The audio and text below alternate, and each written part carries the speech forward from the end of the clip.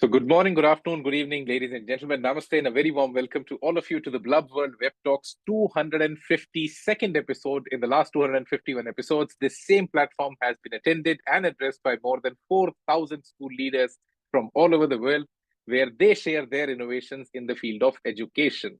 So, नमस्कार, आप सभी का स्वागत है ब्लब वर्ल्ड वेब टॉक्स के 252वें एपिसोड में। पिछले 251 एपिसोड्स में करीबन करीबन 4,000 से ज्यादा शिक्षाविदों ने इस प्लेटफॉर्म को ज्वाइन किया और बताया कि वो शिक्षा को कैसे बदल रहे हैं और शिक्षा उन्हें कैसे बदल रही है।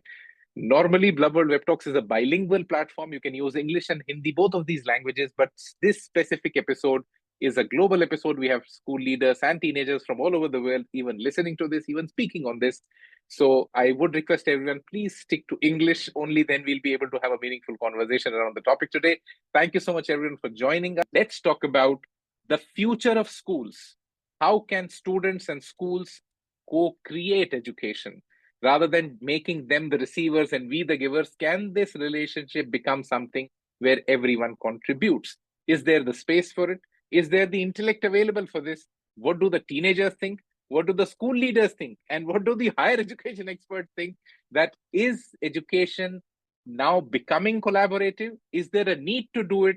Or if we don't do it, we lose a war in some or the other way, because content is now democratized, it's liberated. In the last web talk, we talked about, does the school teach you more or social media? And it was a heated discussion. So I can tell you very simply that when you look at the current Gen Z, if they are not a part of the conversation, they won't take content from you because they have a lot of places to consume content.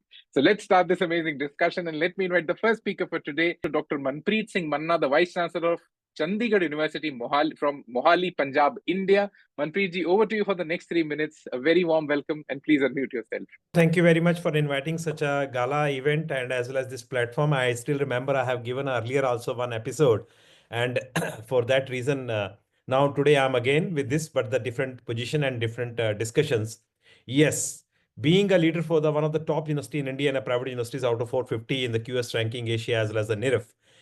I do understand it is a ball game. First, the schools people, they say it's a problem with the parenting. Then the higher education, we people say it is a problem with the school education. Why you're not giving the ethics? Why you're not giving the attitudes? And they're coming and doing something else. No, it is not at all. We should not make any blame and game. It is because of the today's era, the Gen Z's era. They come with the technology, with their mind, with their thought, and they are coming with the screen age. For that reason, if today's a teacher is not treating as a facilitator, not treating as an enabler, not treating as a mentor, then teacher will be not even remain a teacher. Teacher has to be a tech savvy. Teacher has to be have the AI thought, the machine learning thought, because today's learners doesn't want gyan. First of all, today's learner wants bullets. Today's learner wants, you give me the short things, you see how much I can do. Otherwise, how this 1,57,000 startups got registered just within 8 years? How the 21,000 rupees of worth IPOs got registered in my, SABI accounts from the Gen Zs? Just 20 years of age, people are now CEOs. Earlier, CEO becomes at the age of 50 or 60 or in 70. But today, of course, professors are again by 50 years only, but the CEOs by 20 years. Like it to you, all your current students. It does mean that we should take a U-turn. Rather, we are asking them to take a U-turn. They should not take a U-turn. They are in the right path. We should face, and that is the reality. We should make a modular approach, digital curriculum. Instead of giving a 60 minutes a lecture for one particular physics, give a 10 minutes a shortcut things. Let them do creative thinking. Let them do design thinking. Thank you so much. So superbly crisp and absolutely on time, and an amazing start to the conversation. You're very right. We cannot tell them or tell the students to tread on our path. We'll have to rather figure out a way where they're comfortable. We have to get into their space, their zone of things. And most importantly, they're not ready for a slow paced learning module. They need something that works quickly, gives them the solution, and most importantly, gives them the crux. Now, let's bring in a little bit of twist. We'll try to alternate between adults and teenagers. So let's bring a teenager now into the conversation. That what do they think? That should they be a part of making syllabuses? Should they get to decide how schools operate? Should they be a part of making rules in the school? Should they be involved in the conversation, or they're happy with the current stage of things? Let's try to know from a teenager. A very warm welcome to Miss Archisha Tripathy, who's a grade 9 student from Indian Language School, Lagos, Nigeria. Archisha, over to you for the next 3 minutes. Please unmute yourself and a very warm welcome. Namaste, my name is Archisha Tripathy from Indian Language School, Lagos, and today I'll be talking on how students and teachers can co-create education. In this world, which is rapidly changing and demanding a very wide variety of skill sets, it has become a duty of schools to embed these skill sets into students. We see that probably in the next 2-3 years, traditional careers like doctors, engineers, or lawyers won't be a craze of the crowd, but a trend of the past, and more creative career skill sets will be demanded. And now it's time for schools to start teaching us these careers and skill sets, since we enter schools at the age of 5 and leave them at the age of 18. So how do we do this? Let's imagine a course in a school where students are assigned a real life problem like poverty, hunger, or maybe even a problem in the public healthcare system. And their job in this course is to figure out real practical solutions, work realistically, create case studies, and even perform on field work. This embeds a practical thinking mindset into the students and also teach them how to work under real life pressure and circumstances. Schools originally traditionally followed the British style of system of unidirectional learning, where they were expected to listen passively and just take in information without questioning the teachers. Before, it was only just the teacher telling you on how a square plus b square equals c square, but now teachers are also teaching you where you can actually implement Euclid's postulates and the Pythagorean theorem in real world, as well as for students who don't want to pursue architecture. Education is not only about your physics, chemistry, history, biology, or math, but is supposed to be a way to equip you with civic sense, build character, and teach you how to adapt and equip you with the skill set to survive in this ever-changing world. Thank you so much, Archisha. And you're very right when you say that when your bulb in your household, in your office really fuses, you don't have the time to calculate. You don't have the time to, figure out a new solution because the world already has a lot of bulbs. So just figure out which one fits for you, change it and move forward. Life now needs quick solutions for a simple reason. Technology has made a lot of redundant things in our life go away. We're able to do things very, very quickly. And when we are able to do that, slow-paced learning looks like a drag. And we don't want to have that in our life as a teenager, as a Gen Z. But yes, for the employers, it becomes a very big challenge because it's very difficult to now employ a Gen Z, keep them engaged, and derive value out of them because they also now need very amazingly dynamic work environment. A very warm welcome to Mr. Praharsha Sutari, the Vice Principal of Nandini High School from Hyderabad, Telangana, India. Sir, over to you for the next 3 minutes. Please unmute yourself and a very warm welcome. Good evening, everyone. I feel education is transforming right now, just as India is transforming.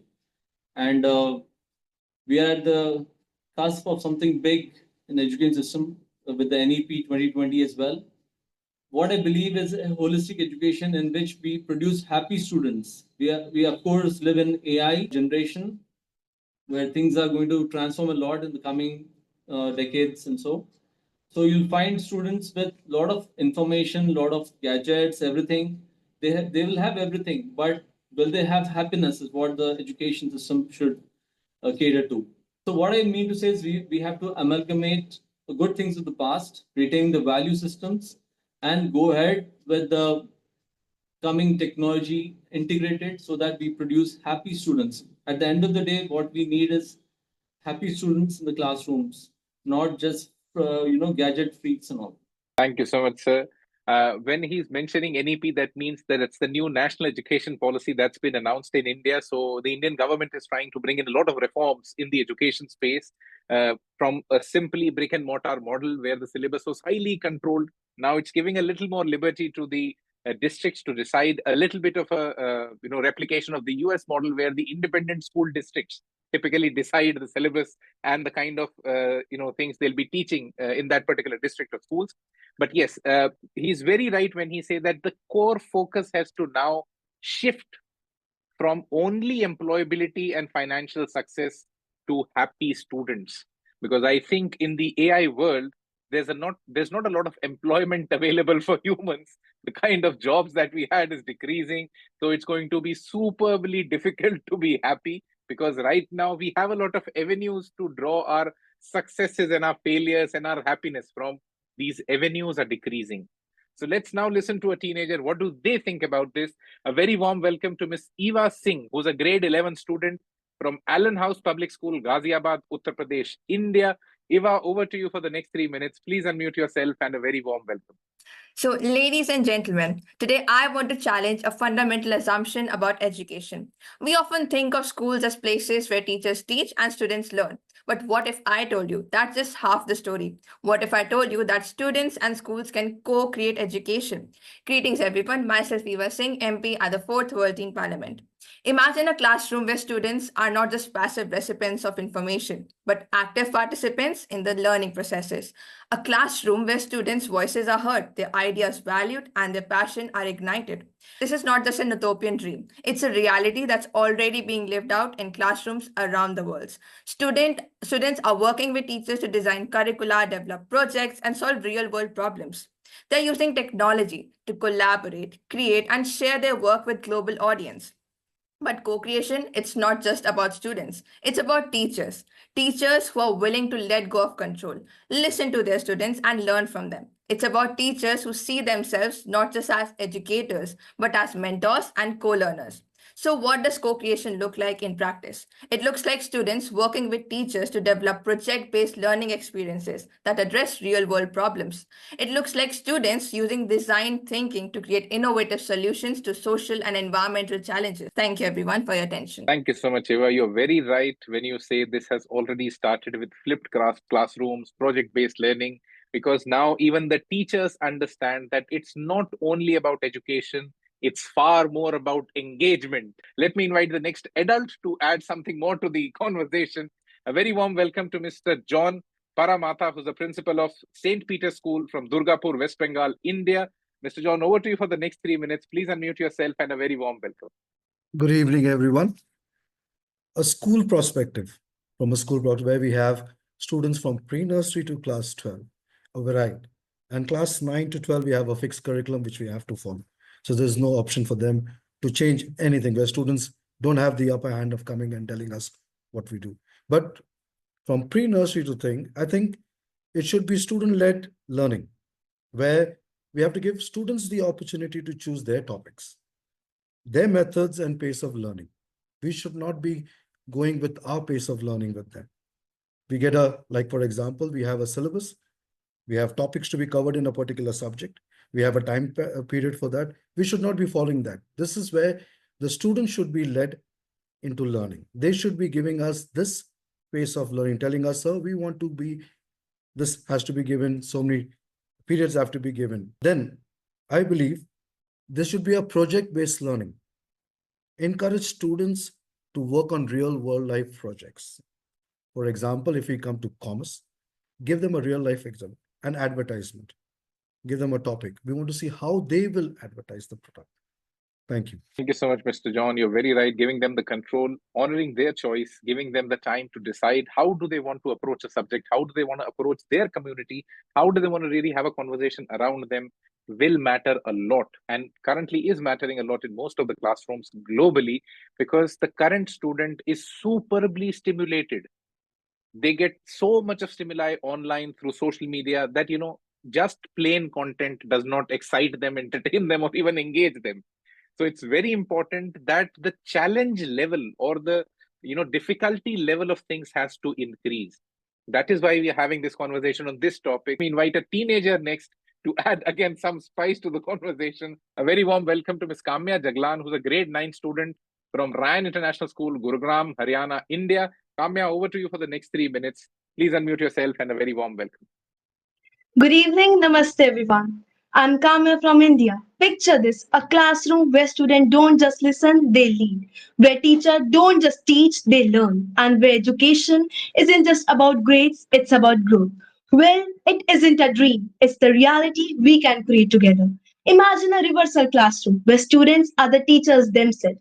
A student who is interested in AI leads a workshop on AI machine learning, and another fascinated about mental health organizes mindful mental health sessions. This isn't just education, it's empowerment. It's flipping the script and letting students take their ownership of their education. And the best part, teachers are the learners too, as they get to see the ideas and the perspectives from their own students.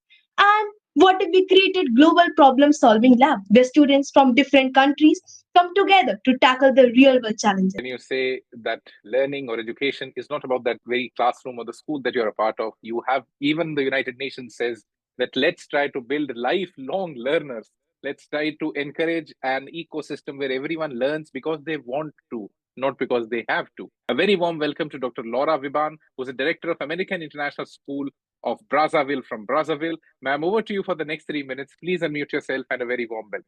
Thank you for having me. I'm so glad to have the opportunity to speak on this forum. We're building you for a future that it's uncertain. We do not even know what the future looks like, so we have to give you the skills that you're going to be able to use to navigate that future.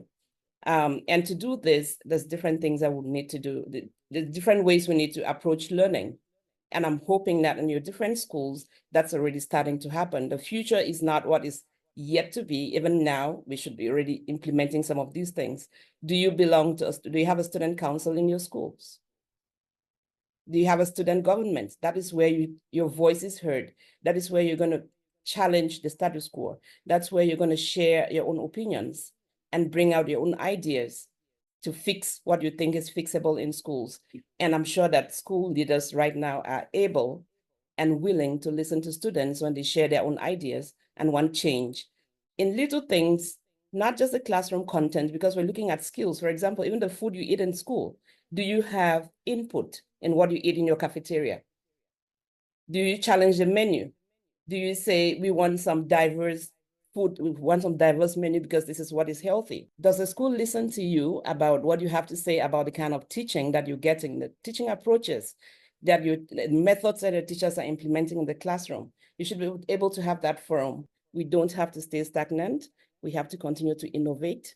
And this is the time to set that goal rolling. Thank you.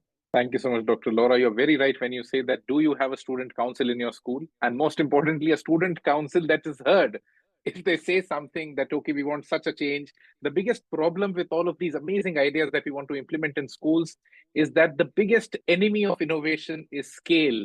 When we have to do this with a population that goes in billions, it becomes superbly difficult, but it's very important. And you have to understand that the cheapest way to bring personalized learning in your classroom is to basically give your students challenges rather than lessons. Let me invite the next speaker for today. A very warm welcome to Mrs. Sreeja Iyer, who's the CEO and founder of Sparkling Minds Global School from Bengaluru, Karnataka, India. Sreeja, ma'am, over to you for the next 3 minutes. Please unmute yourself and a very warm welcome. Actually, I have really enjoyed listening to all the students and the speakers speak. To all the students, when I was in class 12, I wrote a passionate article in my newsletter, school newsletter, about why and how school was not working. And here I am, founder of a progressive school. I want to take a slightly different approach. I want to tell you about why we started the school and tell you what we do to include student voices in the school. We saw a lot of children being demotivated, disengaged, disconnected, and very hyper competitive on the other spectrum. And we realized something was not working because children innately have a lot of potential. And when that is not working, it simply means that something in their inner world is not being met and not being satisfied, right? So we started out with thinking about what is this problem, what is causing this problem, and very quickly we reached the whole conversation around syllabus centricity. You know, children are being told to follow a rigid protocol, a rigid curriculum, and do it in the way that somebody is telling them to do. But is there autonomy? Is there agency that can be figured out in this whole scheme of things? And that lies in figuring out why am I doing something? Right? That lies in how am I going to approach what I'm going to approach. And there is a lot of autonomy and agency to be had if you allow the child to think a little deeper about, okay, why is this subject being taught versus thinking about, hey, you know what, I have to perform.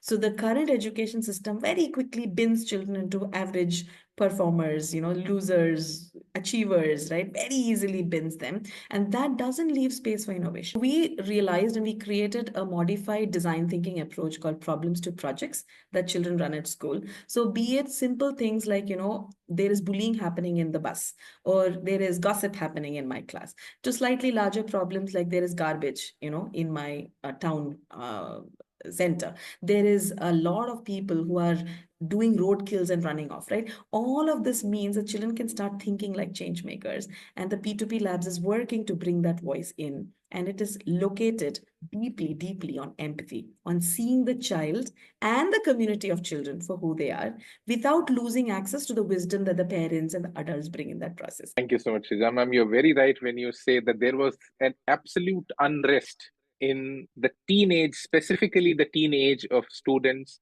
because there is a very stringent control on the kind of syllabus or the kind of content that we want them to study.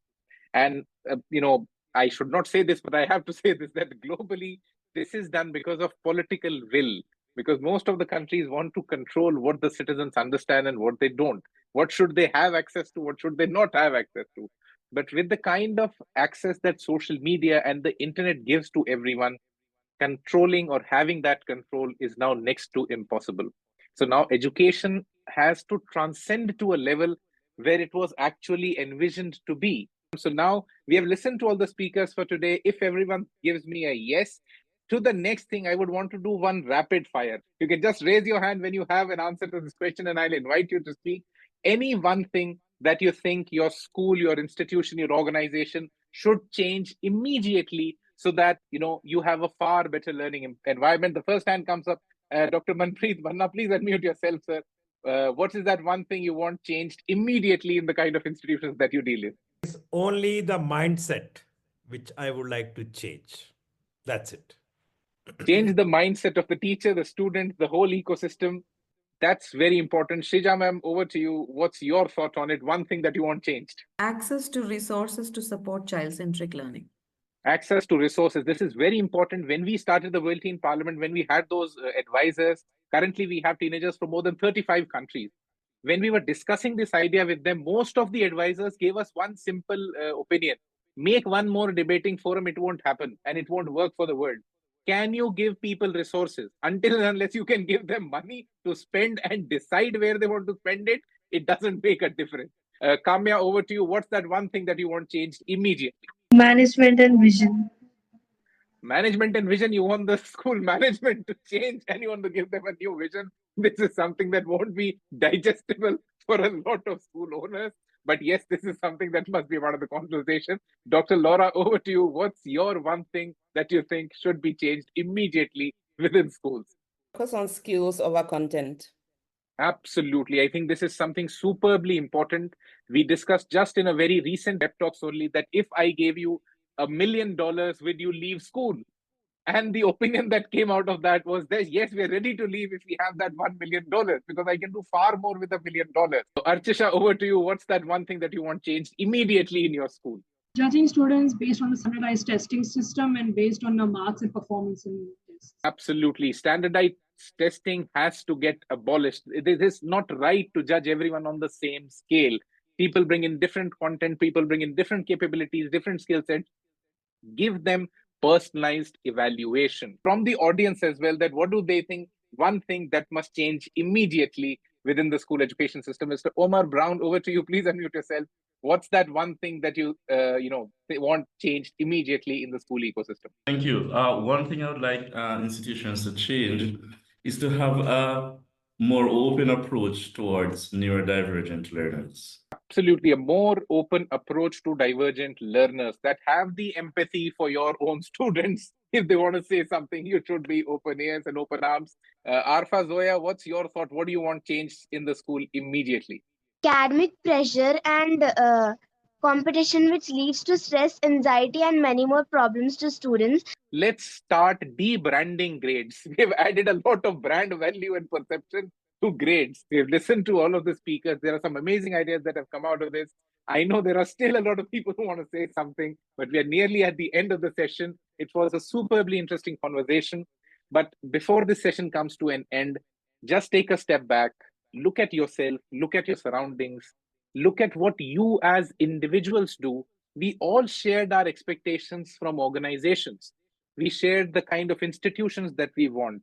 We shared the kind of schools that we want. But are we the right kind of individuals that we want? Because only individuals constitute an institution. This is what we are trying to do at the Blub World Web Talks. It was amazing interacting with all of you. Thank you so much. This was the Blub World Web Talks 252nd episode. I hope you enjoyed. If you did, and if you want to be a part of the future sessions, unmute yourself and say a big yes. And thank you so much, everyone, for being here.